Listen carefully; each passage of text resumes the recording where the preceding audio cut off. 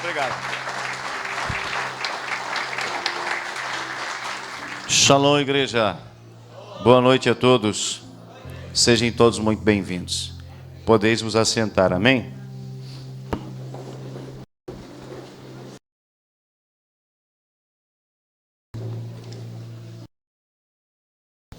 Você que trouxe a Bíblia, se puder abrir ela, abra em João capítulo 4.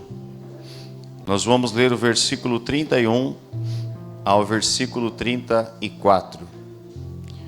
João capítulo 4, versículo 31 ao 34.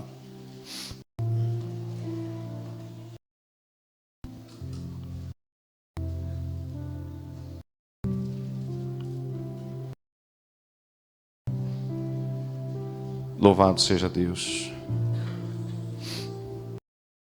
Diga comigo, Deus está no controle. Isso aí. Obrigado, irmã Ângela. Há um galardão no céu te esperando. Sabia disso? Isso é Bíblia. A Bíblia diz que aquele que dá um copo de água a um dos pequeninos de Deus, ele recebe galardão. Amém? Isso é Bíblia, irmãos. Olha o que diz a palavra de Deus, João capítulo 4, versículo 31 ao 34. E entretanto, os seus discípulos lhe rogaram, dizendo: Rabi, come. Porém ele lhes disse: uma comida tenho para comer, que vós não conheceis. Então os discípulos diziam uns aos outros: Trouxe-lhe porventura alguém de comer? Jesus disse-lhes: a minha comida é fazer a vontade daquele que me enviou e realizar a sua obra. Amém? Fecha a Bíblia, fecha os olhos, vamos orar. Pai, muito obrigado por tua graça, amor, misericórdia, por tua bondade, que se renova mais uma vez sobre cada um de nós. Nós queremos te dar toda a honra, toda a glória e todo o louvor, Senhor. Hoje é uma noite memorável, onde mais uma vez o Senhor nos concede o privilégio de sentar à mesa contigo, de sermos ministrados, de recebermos o alimento, de participarmos da ceia e cultuarmos o teu nome. Pai, a igreja está aqui, uma parte dela, pois ela está espalhada pelo mundo. E nós queremos te convidar com humildade e simplicidade, amigo Espírito Santo de Deus, toma o teu lugar de honra, move-te em nosso meio, nos ajuda a glorificar o nome de Jesus. Nós abrimos o nosso coração nesse momento voluntariamente, para receber a tua palavra, receber o teu ensino. Com a autoridade que o Senhor me concede, eu paraliso toda atuação no reino do Espírito, contrário ao culto, contrário ao momento da palavra, contrário à vida de cada um dos meus irmãos que aqui está. Envia anjos dos céus para esse lugar nesta noite. Pai, anjos de guerra, anjos ministradores, que eles estejam ministrando, estejam guerreando, que haja anjos aqui em cima do templo, embaixo nas escolinhas, ao redor desta casa, na porta do templo. Senhor, que os teus anjos vasculhem e percorram toda essa casa e venham manietar e remover tudo que não procede do Senhor. Nós queremos apenas ouvir a tua voz e somente ela. Que toda voz contrária se cale nesta noite, e o teu reino, tua vontade, tua justiça e o teu querer, mais uma vez, se estabeleça em nosso meio. Assim oramos e te agradecemos em nome de Jesus. Amém. Não existe coincidência no reino de Deus. Existe a vontade de Deus. Quem concorda? Deus, ele é soberano. Você viu a dança essa noite? Quantos foram ministrados pela dança? A passagem aonde essas irmãs trouxeram a realidade da dança, a ministração, falava sobre o poço de Jacó. Justamente o texto de João, capítulo de número 4. E a palavra que o Senhor me deu para ministrar com a igreja é João, capítulo 4.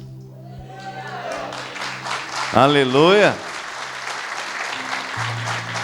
E eu nunca pergunto para as irmãs qual é o tema, qual é a ministração, qual é a dança, porque nós precisamos aprender a nos mover pelo Espírito de Deus.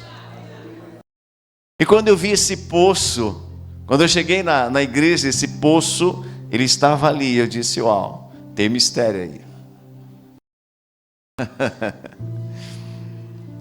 E eu comentava com o pastor, ele disse, vamos deixar o poço lá em cima? E eu disse, pode deixar. Depois, na hora do final, a gente remove e coloca lá. Queridos, João, capítulo de número 4, o autor que leva o nome do livro, João, ele vai iniciar o capítulo 4, declarando que Jesus estava se dirigindo da Judeia para a Galileia. E antes de começar a ministrar aqui, eu fui pesquisar a distância de Judeia para a Galileia. Fui no Google e a distância que o Google me disse, 172 quilômetros. Então Jesus estava saindo de uma localidade para ir a outra localidade.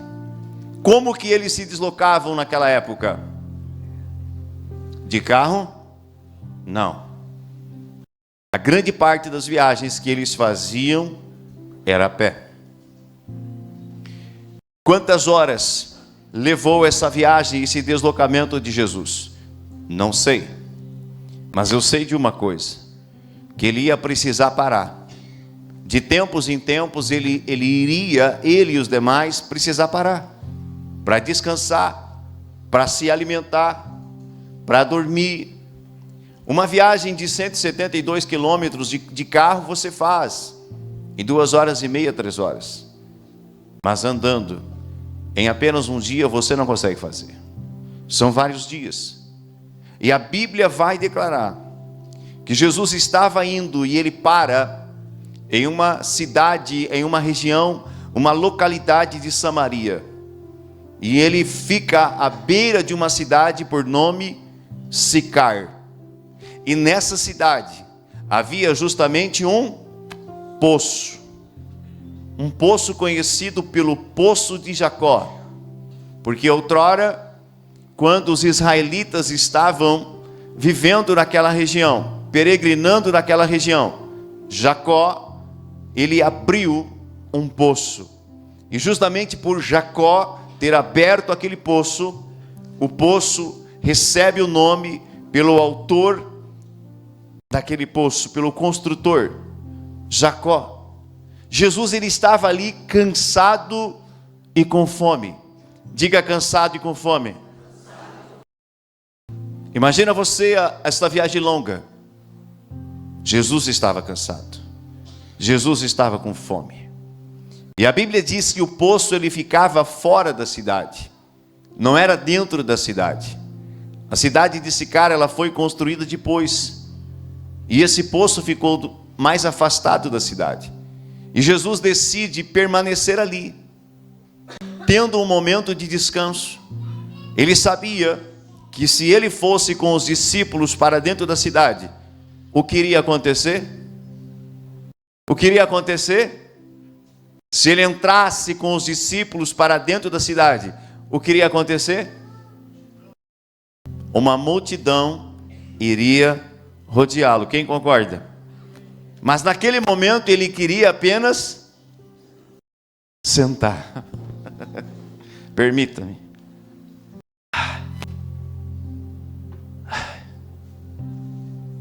Meus pés estão doendo.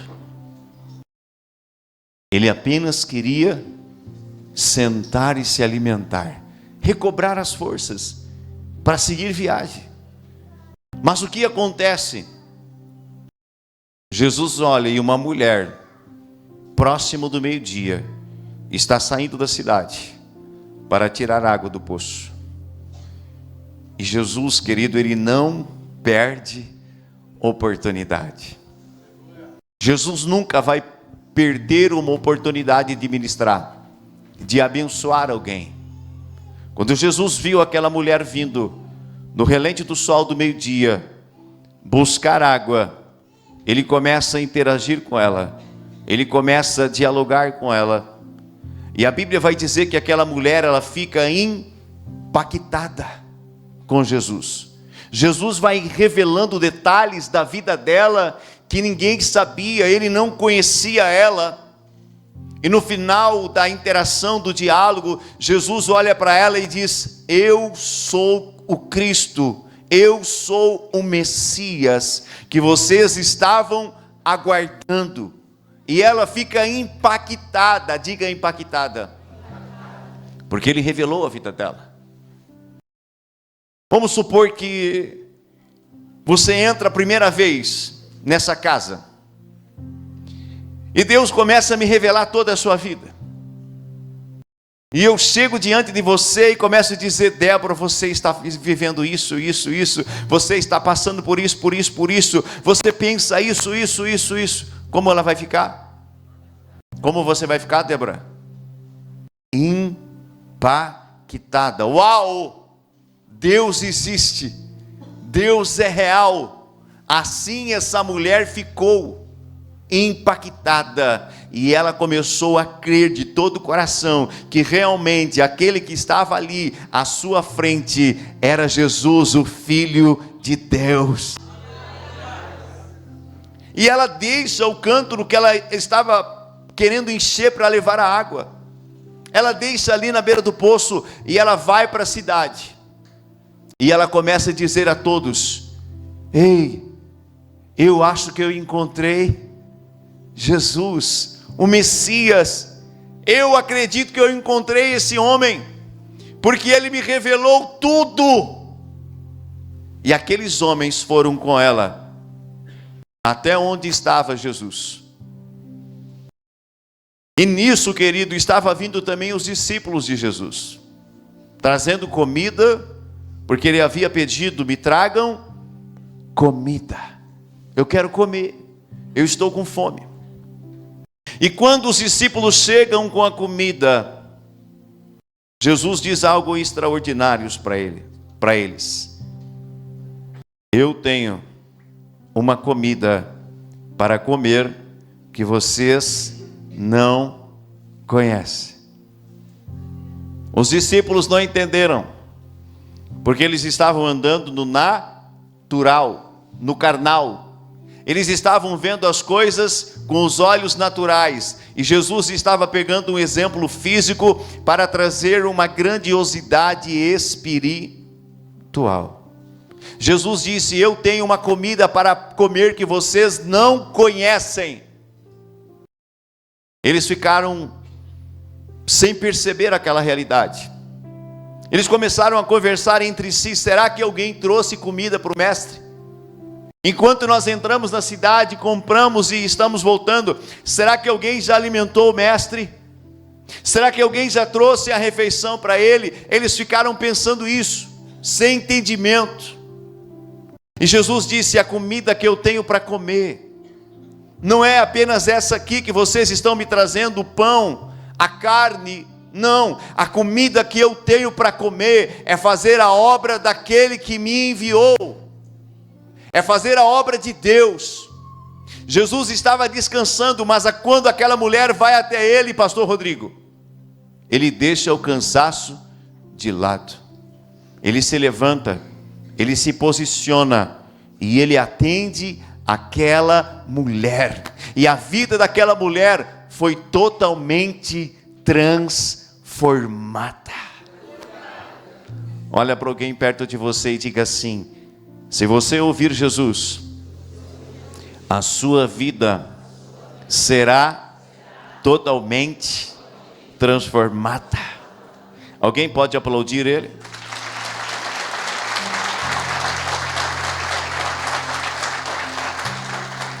Os discípulos de Jesus, ao ouvir essa palavra, não entenderam. Porque eles estavam neste momento, diga neste momento. Eles estavam nesse momento, querido, vivendo muito ainda no natural. Mas Jesus já estava vivendo no sobrenatural. Ele estava na terra por um tempo, mas ele sabia que o tempo dele se findaria e ele voltaria para onde? Para onde? Para onde? Para junto do Pai. Quantos querem viver eternamente junto do Pai? Então Jesus estava por um tempo, apenas um tempo, cumprindo uma missão. Ele vai dizer para os seus discípulos: vocês não são deste mundo. Vocês estão neste mundo, mas vocês não são daqui. Nós não somos daqui. Primeiramente, nós somos criados aonde? Em Deus. E depois nós nascemos aqui. Mas quando nós partimos, para onde voltaremos? Para junto do Pai. Aleluia. Mas após receberem o Espírito Santo no dia do Pentecostes, a vida desses homens mudou completamente. Os homens que eram carnais, homens que estavam pensando apenas nas coisas materiais, pensando neles mesmos, em quem sentaria ao lado de Deus nas primeiras cadeiras, quem ocuparia as primeiras posições, agora se transformam em homens espirituais. Quando o Espírito Santo vem sobre nós, nós vamos deixar de ser pessoas carnais e vamos começar a andar no Espírito e viver as realidades de Deus e não ocupar mais tanto a nossa mente e o nosso coração apenas nas coisas terrenas, que são passageiras. Passageiras.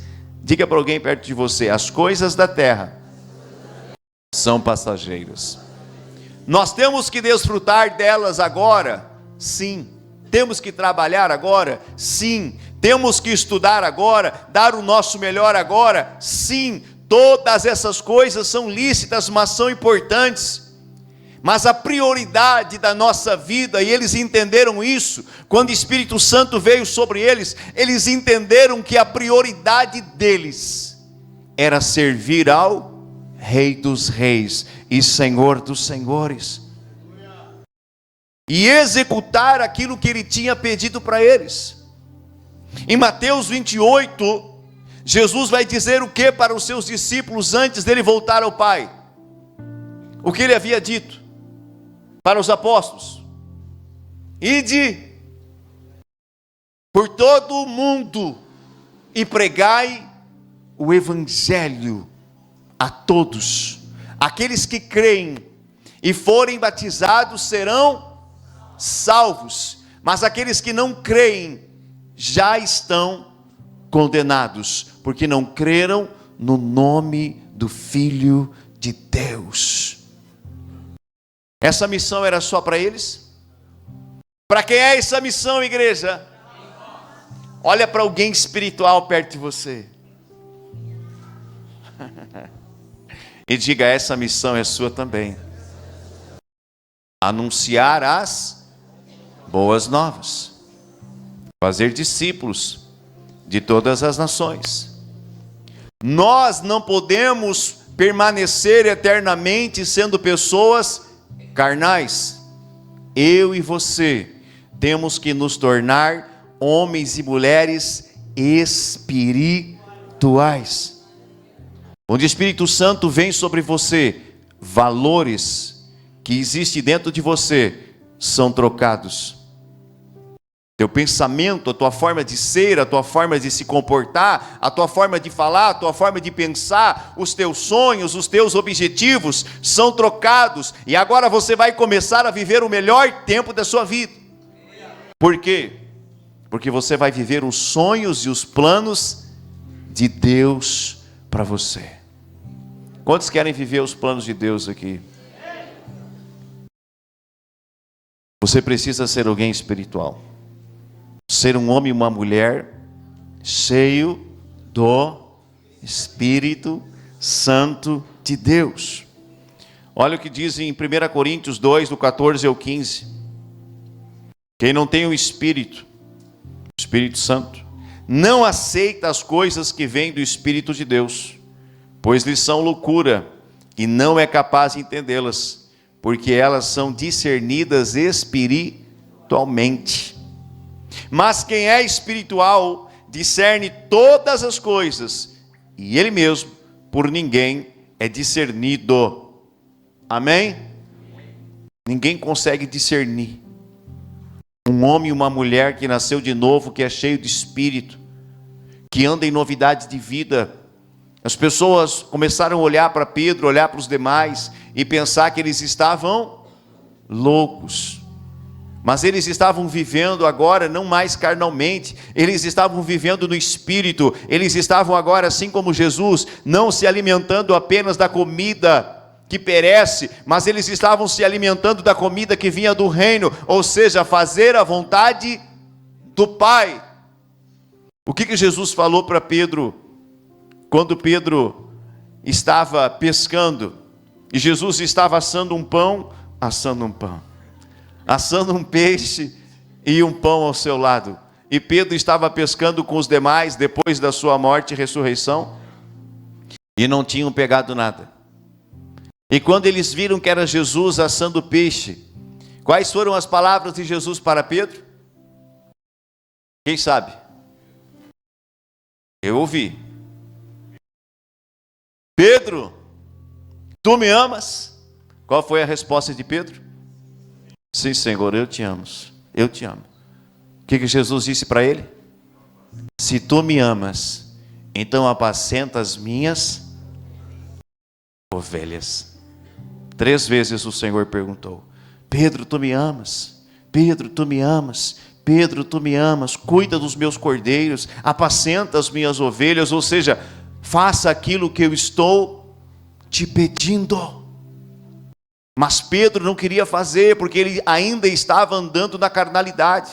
Mas quando o Espírito desceu sobre ele, é como se o DNA de Pedro fosse mudado, e agora a comida do céu, o desejo do Pai entrou no coração de Pedro, e agora Pedro e os demais já andavam não mais humanamente falando, carnalmente, mas agora já andavam com os olhos nos céus, ouvindo o que Deus tinha, fazendo o que Deus tinha para eles. Sabe quando que o reino de Deus vai crescer na terra? Quando? Quando pessoas serão alcançadas? Quando que os milagres vão se multiplicar, o sobrenatural vai se multiplicar, você sabe quando? Quando nós deixarmos de ser pessoas carnais e nos tornarmos pessoas espirituais, cheias do Espírito Santo de Deus. Qual é a tua comida? Jesus era fazer a vontade do Pai e as suas obras. Qual é a tua comida? Qual é o teu maior desejo? Aonde está teu maior sonho? Aqui na terra? Ou está ligado com o que Deus tem para você? Não que a gente não possa ter sonhos na terra, não é isso. Mas o maior sonho de todo aquele que nasceu de novo, o maior desejo de todo aquele que nasceu de novo, é ver o reino de Deus se estabelecendo cada vez mais e mais. É esse o desejo do teu coração? Se você é alguém que já nasceu de novo, você é alguém que anda no Espírito, você é alguém espiritual, o teu desejo vai ser o desejo do Pai. Porque não tem como tirar isso de alguém que nasceu de novo. A Bíblia diz que o próprio Deus, por meio do Espírito Santo, passa a habitar dentro de nós. Qual é o desejo do coração de Deus? Que todos sejam salvos e nenhum pereça. Você acha que esse desejo mudou? Jamais mudará. Quando eu e você somos tomados pelo Espírito Santo, esse desejo do Pai, Ele vai se manifestar por meio da nossa vida também. Quem está entendendo aqui? Qual é a tua comida? O que você tem se alimentado? Jesus queria se alimentar cada vez mais da vontade do Pai. Eu e você, querido, precisamos nos alimentar cada vez mais da vontade do Pai. Nos fortalecer no Senhor, nos fortalecer na sua graça, nos fortalecer cada vez mais no Senhor. A nossa principal missão é fazer discípulos de Jesus. Você sabia disso? A principal missão da igreja. Aonde está a igreja aqui? A igreja não é a placa. A igreja é cada um de nós. A principal missão da igreja é fazer discípulos de Jesus. A placa é apenas uma questão de regularização, mas a igreja verdadeira está sentada aí, perto de você.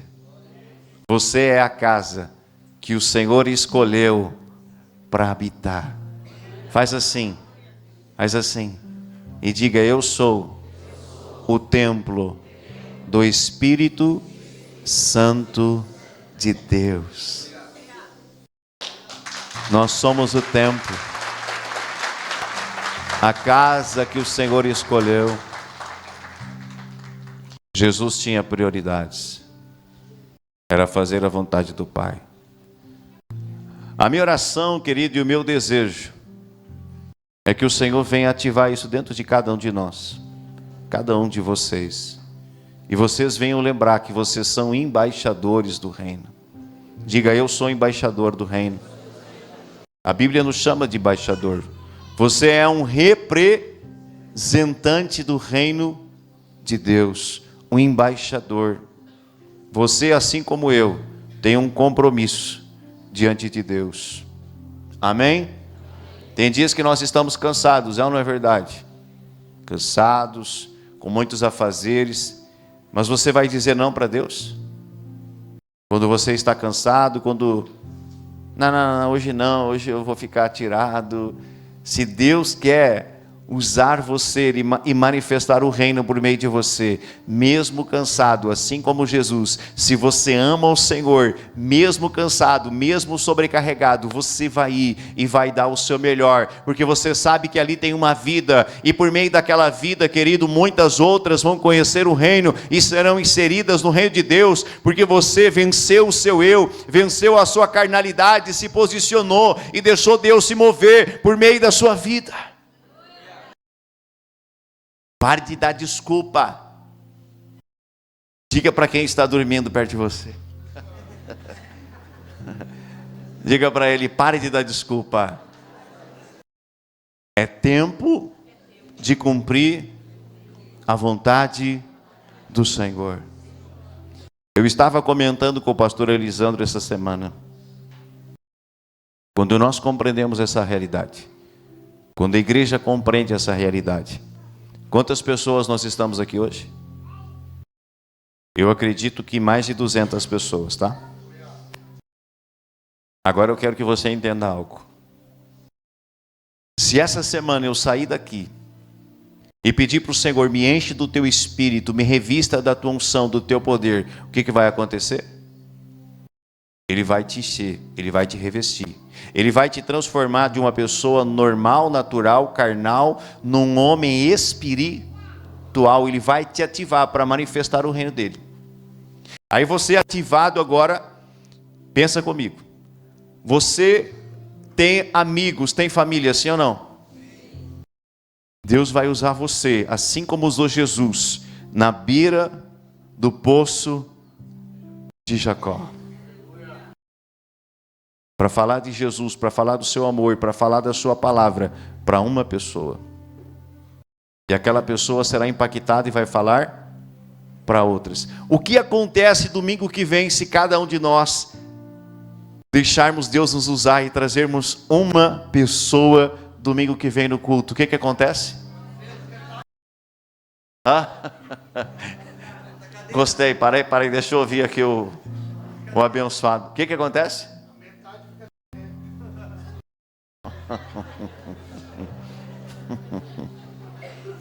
Não vão ficar de pé.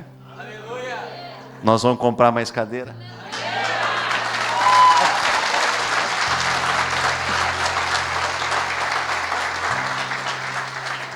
Pastor, mas daí vai ficar pequeno o templo. Deixa que fique, a gente se muda. Mas e se não tem templo grande o suficiente para comportar o povo que Deus vai mandar, o que a gente faz? A gente constrói? Não limite o que Deus quer fazer. Não limite os planos de Deus. Não limite os sonhos de Deus na sua vida. Se cada um de nós se posicionar e deixar o Senhor nos invadir como Ele quer, domingo que vem, falta lugar. E no outro domingo, meu Deus. E no outro domingo, aleluia. Aí você vai me dar uma dor de cabeça santa, amém? Santa. Eu vou me preocupar, mas eu vou orar e o Senhor disse, tu mandou filhos, agora prepara todas as coisas. Você acha que o coração de Deus não está feliz? De ver essa casa cheia? Você acha que o coração de Deus não vai ficar mais feliz ainda se ver outras pessoas sendo inseridas? Vai. Jesus deixou a canseira momentânea de lado para manifestar a vontade do Pai e abençoar aquela mulher e outras vidas.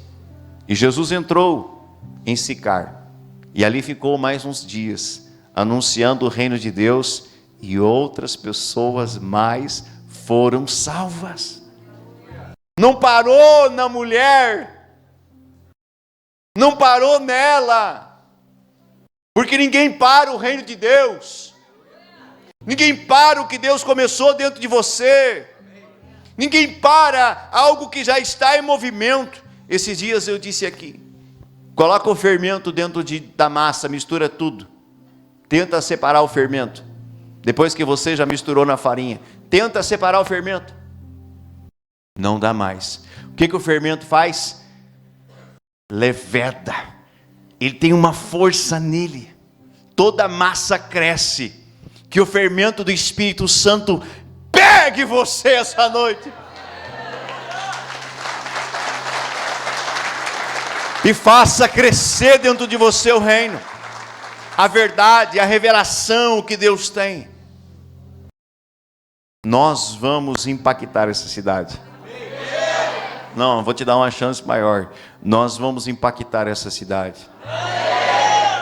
Nós vamos impactar muitos lugares, muitas famílias. Nós vamos abençoar muitas famílias. Nós vamos demonstrar o reino. Vamos fazer coisas extraordinárias. Porque no meio desse lugar se levantará homens e mulheres espirituais, cheios do Espírito Santo, guiados e movidos pelo Senhor.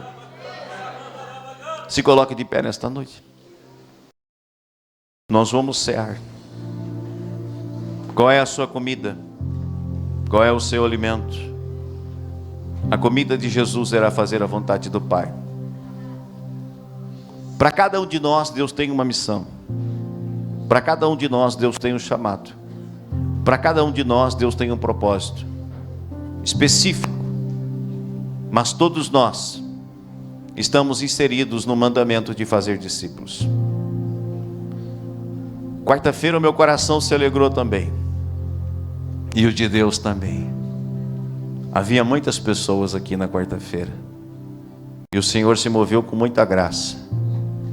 O Senhor vai se mover com muita graça aqui esta noite.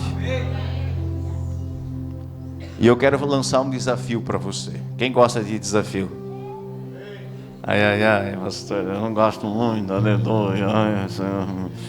Sabe aquela risada? O desafio que eu quero lançar: seja como Jesus essa semana. Fale para alguém das águas vivas. Fale para alguém do amor dele. Fale para alguém do reino dele. Faça como Jesus. Não perca uma oportunidade. Às vezes a gente fala de tantos assuntos, não é verdade? Como é que foi o teu time essa semana?